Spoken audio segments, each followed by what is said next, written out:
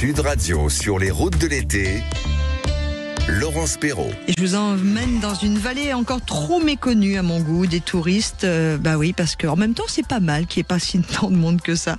La vallée de la Creuse, avec des paysages romantiques, des villages pittoresques, une ville pleine de charme, surnommée la Venise du Berry, qui s'appelle Argenton-sur-Creuse. Alors, pour en parler de ce coup de cœur que j'ai eu le week-end dernier, que j'avais envie de partager avec vous, je vais accueillir Léa Désiré, qui est guide conférencière de l'Office du tourisme La Vallée de la Creuse. Bonjour Léa. Bonjour. Merci d'être avec nous sur Sud Radio. Vous êtes situé à Argenton-sur-Creuse, vous ? Oui, c'est ça. Alors, je vais pas le dire 15 fois, mais je vais le dire au moins 25 fois. J'ai eu un coup de cœur. Voilà. Le week-end dernier, une de mes amies qui a acheté une toute petite maison de campagne là-bas me dit, mais viens entre deux émissions découvrir cette vallée de la Creuse que j'aime tant. Et elle m'a fait visiter plein de petits coins trop jolis. Déjà, la vallée de la Creuse, on va la resituer si vous le voulez bien. On est au sud de Châteauroux. On est du côté d'Argenton-sur-Creuse. C'est ça, tout à fait. On est au sud du département de l'Indre. Et alors concrètement, on peut y passer des vacances très nature, très belles, historiques, beaucoup de patrimoine. Oui, tout à fait. Histoire, patrimoine, mais aussi nature. On a beaucoup de randonnées par chez nous qui longent la rivière.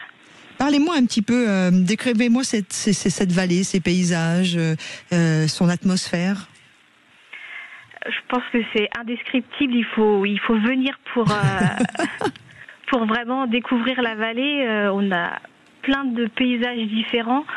Si on reste sur Argenton, on a donc effectivement ces maisons qui sont caractéristiques de la ville, donc plein de maisons colorées. Mais si on descend un peu plus vers Gargilès ou Aiguzon, on est plus près de la nature. On est vraiment au cœur de la vallée de la Creuse, de la vallée des peintres, qui a été peint par les peintres impressionnistes. Vous pouvez nous en parler, puisqu'ils ont vraiment marqué aussi l'histoire de la vallée et ils en ont fait bien sûr le patrimoine également. Oui, alors je suis pas spécialiste du sujet, donc je vais en évoquer quelques-uns, mais on a notamment Monet qui est venu à Crozant, au sud d'Aiguzon, qui a peint les ruines.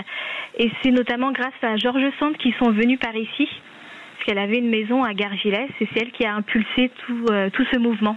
Gargilès, qui est un des plus beaux villages de France que j'ai eu la chance de découvrir, et je vais remercier Valérie qui m'a emmené à la découverte de son pays natal. Gargilès, c'est entre autres d'abord un très joli village, un village d'art et d'artisans, et c'est aussi une église incroyable du XIIIe siècle, sous laquelle, dans la crypte, on va découvrir un véritable trésor de l'humanité. Oui, tout à fait. Les fresques de l'église datent de la même époque, donc 12e, 13e siècle, et elles ont été découvertes assez récemment, dans les années 60, et elles sont pour la plupart encore en très bon état. C'est vraiment magnifique. Il faut vraiment ne pas hésiter à aller les découvrir, puisque malheureusement le temps, maintenant qu'on les a libérées de leur protection qui avait été mise sur elles année après année depuis le 13e, on a un peu la sensation qu'elles vieillissent beaucoup plus vite qu'avant. Exactement. Celles qui sont le mieux conservées, ce sont celles de la chapelle centrale dans la crypte. Mais à part ces fresques, on a des peintures du 15e qui, elles, sont très abîmées par le temps, entre l'humidité, la luminosité, la respiration des gens qui viennent visiter. Ça peut beaucoup altérer les peintures. Parlons de George Sand un petit peu avant de parler aussi, entre autres, puisqu'on va quitter Gargilès, mais qu'elle avait aussi une maison à Gargilès. Oui, c'était sa maison secondaire. Son domaine était à Nohant, à environ 45 minutes d'Argenton, mais son dernier amoureux, Alexandre Manceau, lui a offert un 2 pièces à Gargilès, et il profitait de cette maison pour s'évader de la vie mondaine et profiter un petit peu de la nature.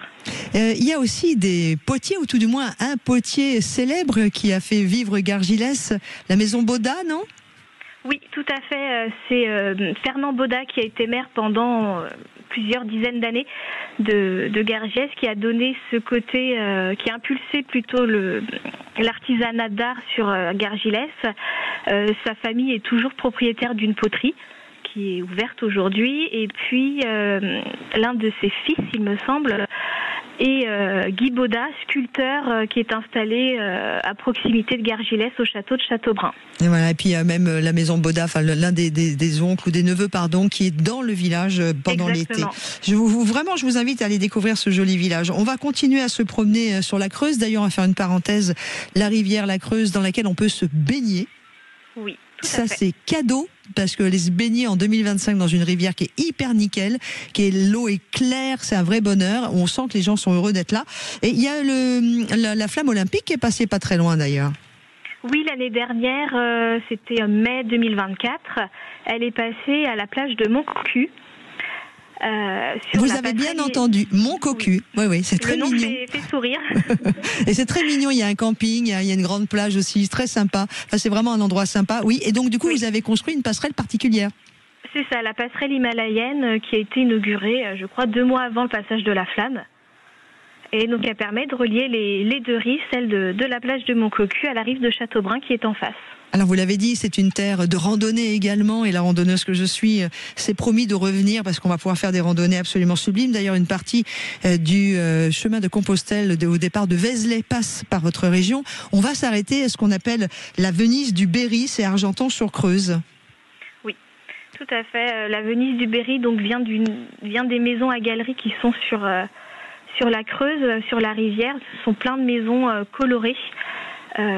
Qui sont assez anciennes et qui aujourd'hui sont protégées, donc elles vont rester sur Argenton encore un moment.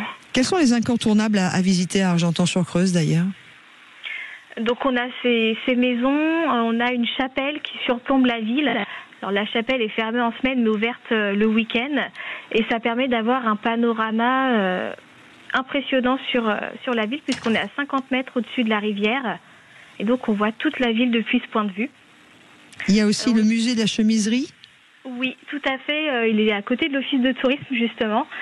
Et ce musée parle du patrimoine industriel d'Argenton, puisqu'à une époque, il y avait énormément d'ateliers de confection de chemises masculines.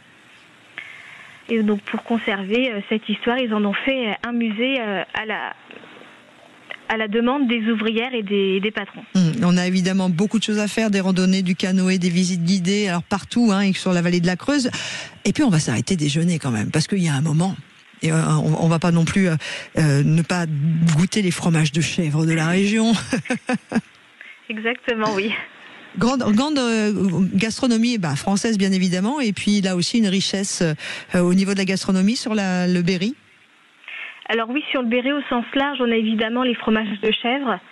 Les plus connus, ce sont le Valençay et le Pouligny-Saint-Pierre. Mais chez nous, on a aussi le Gargilais, qui est un fromage de chèvre local. On a évidemment le pâté berrichon, qu'on appelle aussi le pâté de Pâques, mais chez nous, on en mange toute l'année. J'ai goûté à ça, oui. Avec un œuf dur dedans, une bonne farce, exactement. Une très jolie pâte feuilletée. Tout à fait. Je vais faire un petit clin d'œil à mon ami Didier qui m'offre un pâté berrichon tous les ans. Il y a des vignes, parce que moi je peux pas parler d'un pays sans parler de vignes. Je sais qu'il y a quelques personnes qui ont recréé en fait des vignes anciennes avec des vieux cépages du coin. Oui. Historiquement, on avait des vignes dans la vallée de la Creuse, mais avec le phylloxéra, ça s'est arrêté très vite.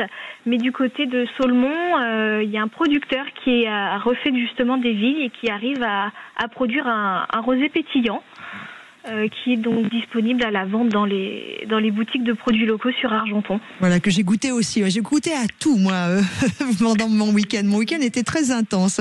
Mais en tout cas, merci beaucoup, Léa. Je voulais vraiment mettre cette région que je viens de découvrir, la vallée de la Creuse. Léa Désiré, vous êtes guide conférencière de l'Office du tourisme, la vallée de la Creuse. C'est un endroit qui n'est pas encore trop occupé par des milliers de touristes. Les prix, ils sont particulièrement facile, en tout cas facile, c'est pas le bon mot, mais accessible. La nature y est magnifique, les randonnées, le canoë, les campings sont à disposition, les hôtels. Voilà, n'hésitez pas, si vous ne savez pas où aller pour vos prochaines vacances, par exemple de septembre ou d'octobre, eh bien, ce sera un joli détour de France qu'on avait envie de vous proposer pour nos sentiers de l'été. Merci beaucoup, Léa. Mais de rien, avec plaisir. Et continuez de préserver cette région si jolie. À suivre dans notre rendez-vous des routes de l'été pour conclure notre émission. Nous allons continuer de suivre Rémi et ses escapades. Rémi qui est dans le Tarn. Il va nous permettre de rencontrer un homme qui lui parle des plantes de la région. Puis ce sera bien sûr le retour de l'info. Et à partir de 13h, vous avez rendez-vous avec Jacques Pessis qui dans son émission Les Clés d'une vie reçoit Patrick Sébastien. Sud Radio, votre attention est notre plus belle récompense.